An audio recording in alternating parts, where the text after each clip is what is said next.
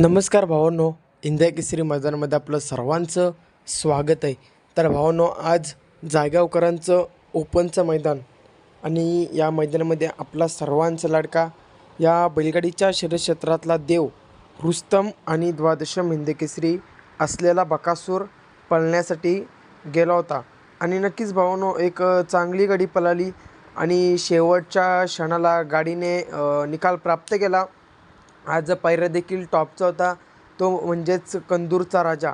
बऱ्याच दिवस सर्वांची इच्छा होती की बकासूर आणि कंदूरकरांचा राजा हा जोड एकत्र पळताना दिसावा आणि आज ते जायगाव मैदानामध्ये झालेलं आहे.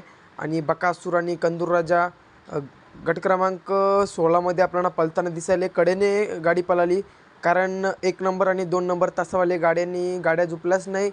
त्यामुळे भावांनो, आपली गाडी आज कडेने पळाली आणि आज कडेने पळताना दिसाला तो म्हणजेच कंदूरचा राजा.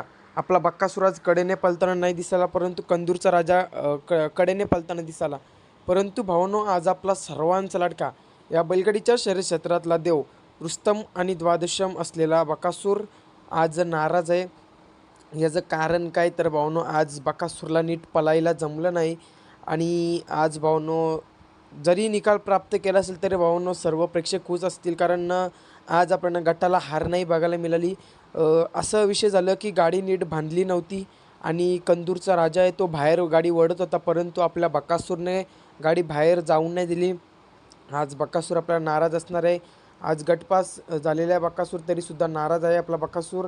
असो, सेमीला एवढं स्पीड लावेल का आज नक्कीच गाडी फायनलला पात्र करेल, कारण बरेच दिवसाचा संघर्ष आपल्या बकासूरचा, तो गुलालाचा संघर्ष आहे, तो संपून टाकणार आहे आज बकासूर.